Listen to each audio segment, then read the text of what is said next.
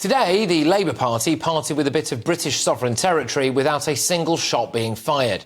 Keir Starmer has taken so many freebies he's decided to give one away himself, the Chagos Islands. Now, it turns out that Keir Starmer's close friend, Philippe Sands KC, is the chief legal advisor for Mauritius, who Starmer's just handed the islands over to.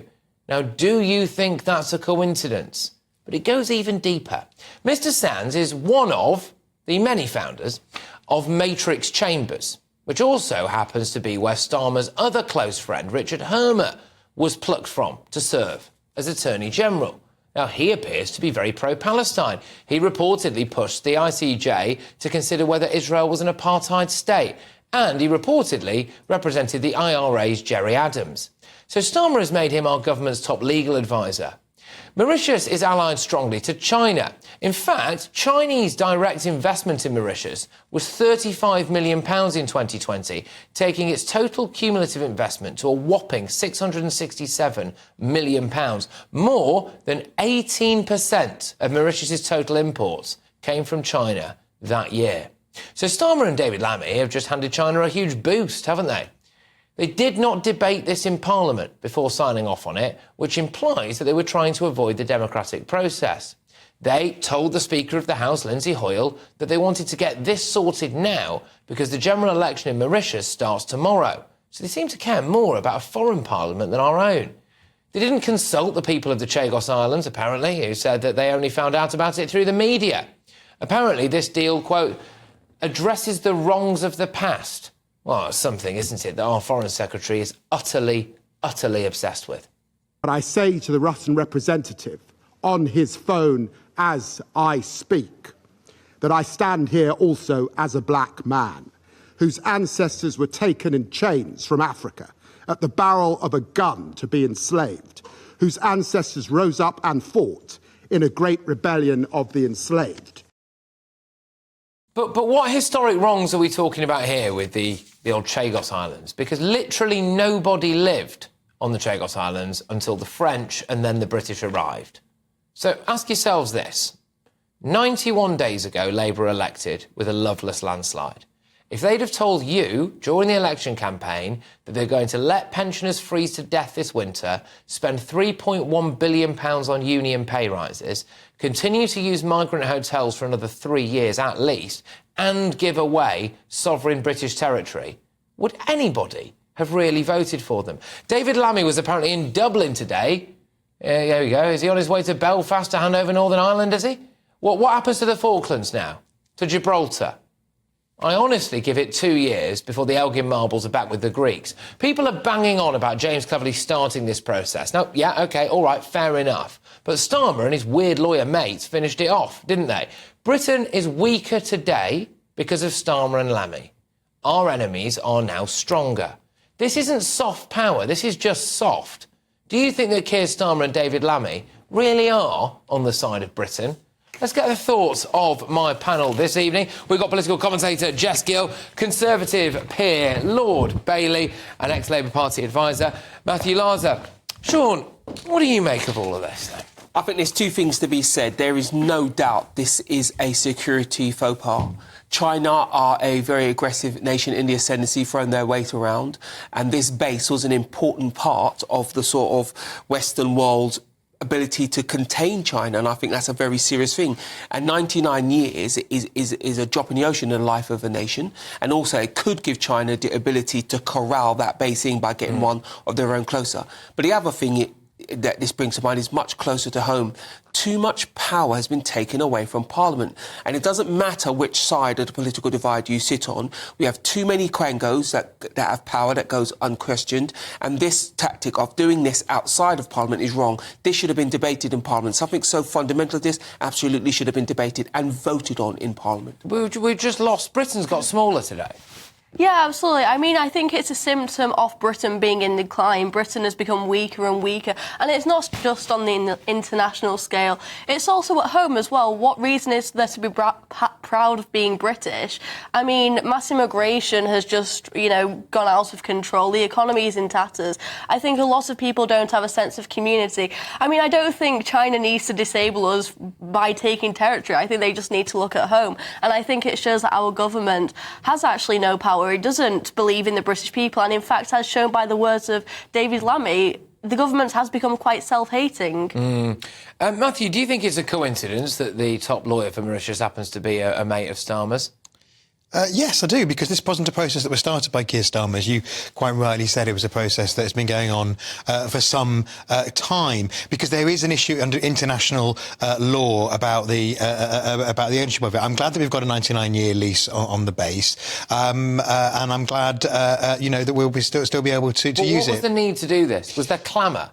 Was there clamour? Because there wasn't. Well, there was a clamour from Mauritius. Now, whether or not that should have been listened to is a question. There has actually been some pushback today from a few Labour MPs about this, partly because it's complicated, because the people of the Chagosian people don't regard themselves as Mauritians. So that seems to me to be an issue, that you're not respecting self-determination in a way. So I think there will be more questions asked about this, going forward. Historical wrongs. I mean, they don't believe that they're Mauritian. So you've just moved that ownership to one of the group of people. There's a big chance they'll be Chinese fairly soon. Yeah. So look, the real issue here is it actually doesn't matter who started the process. This is still a decision made by the Keir Starmer government, because they, of course, could have reversed that decision. And it sounds like, to an onlooker, that it wasn't even a huge clamour in the country. So it wasn't like they're having to say to Chagorians, we're not going to do what you want. Yeah. Actually, they may have just dropped them in it, because China are very clear. They want to dominate anybody they're concerned with. I would absolutely love to negotiate against Keir Starmer. I'd tell him exactly what I want, and then I'd get it. Yeah. It's unbelievable.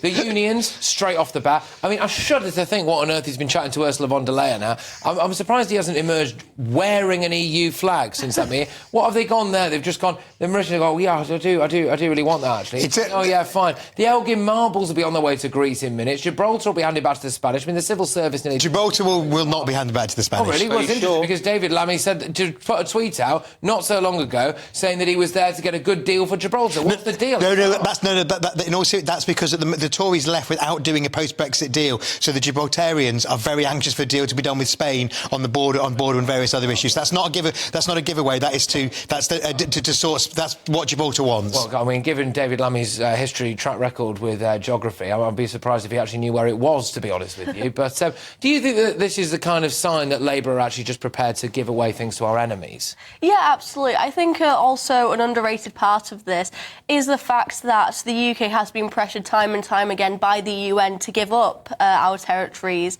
In this case, I think it was like the International Court of Justice launched an appeal, launched a case against the UK to get this island, and I think that needs to be noted. The fact that we have this globalist regime going against the UK and our empire, or like the territories that we have, what remains of it. And the reality is that if you want to talk about like real politics, there is always going to be an empire. There is always going to be a ruling country that's going to have sovereignty over other countries, and if if Great Britain gives up our sovereignty, then China's going to take over. Well, Sean, China are going to be very happy about this.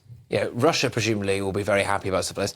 How does it make us look on the world stage? 91 days into a Labour government, and we've parted with a bit of sovereign territory without consulting Parliament, without consulting the people that live there. I mean, this is quite a bad look on the world stage, isn't it? I'll tell you why this is a very bad look. I bet you the Japanese are not happy about this, and everybody else in the region who's afraid of China, a very strident nation. Why it's important to keep China contained in that side, because you have another nuclear power nation next door to them, India, who also will not be happy about this and will be having to step up their... And the islands are closer to India than they are to Mauritius. Step up their efforts. So we've made the world a more dangerous place today. But here's a small homebrew part I want people to focus on.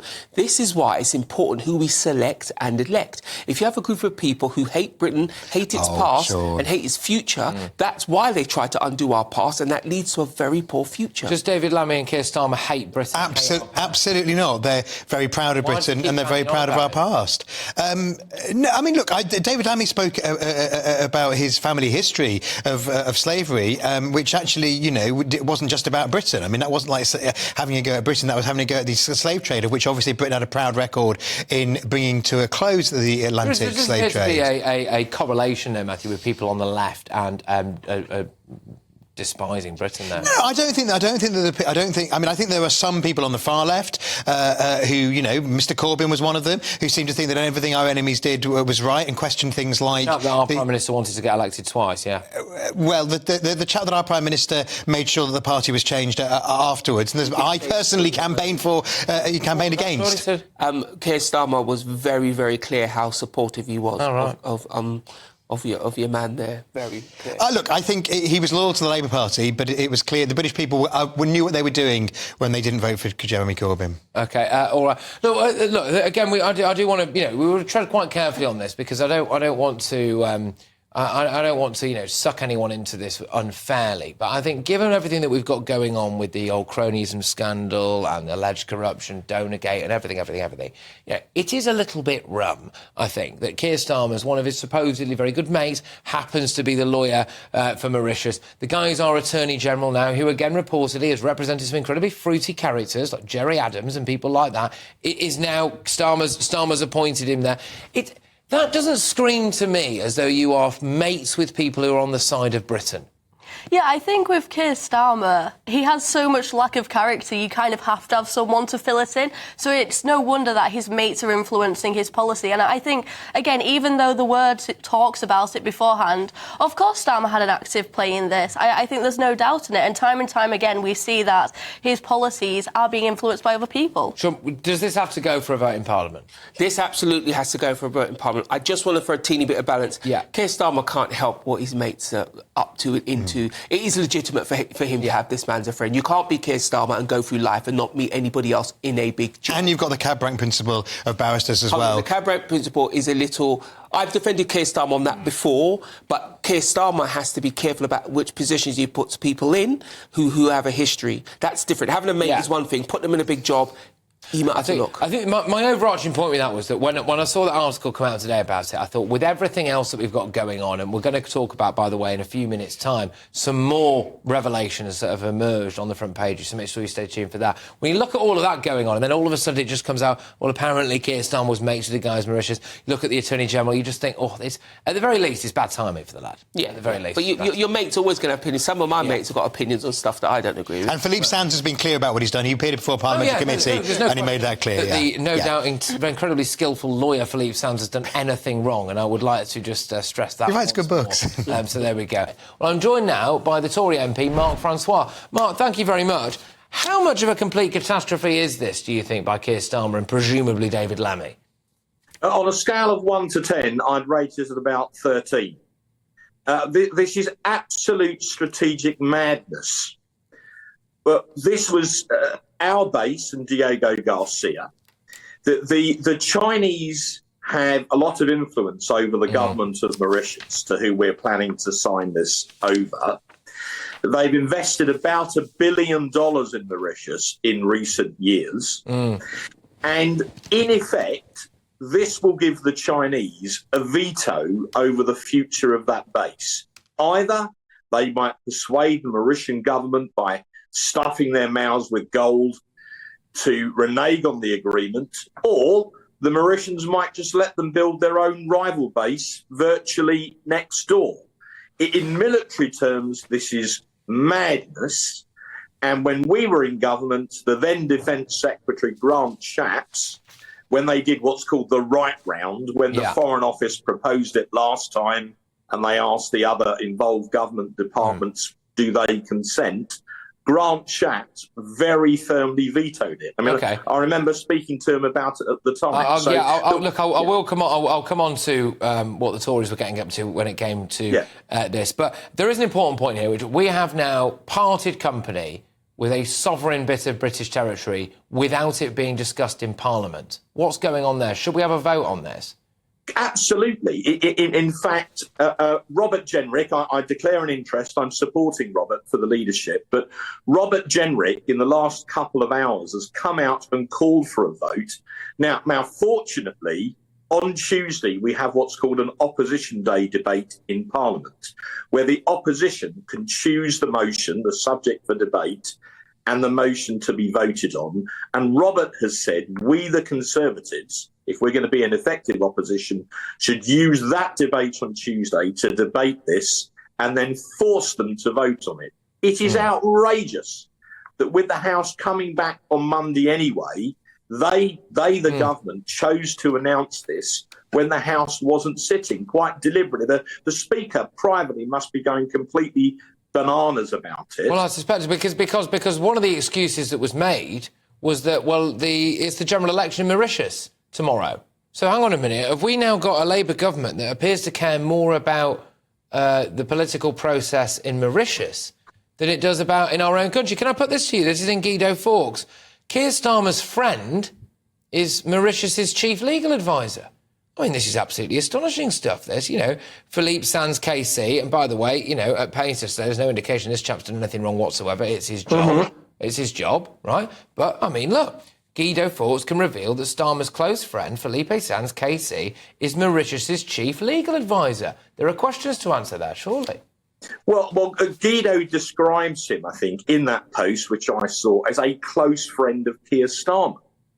Now, if that is true, all the more reason we need to debate this in the House of Commons on Tuesday. That's meant to be the fulcrum of the nation. Why have Labour given this away for nothing? Well, in fact, it's we're worse paying than for that. it. We're going to have, sorry, you're right. We're going to have to pay to lease it back. And by the way, who's going to pay the rent? Which government department will pay the rent? Will it be the MOD, whose budget is massively stretched?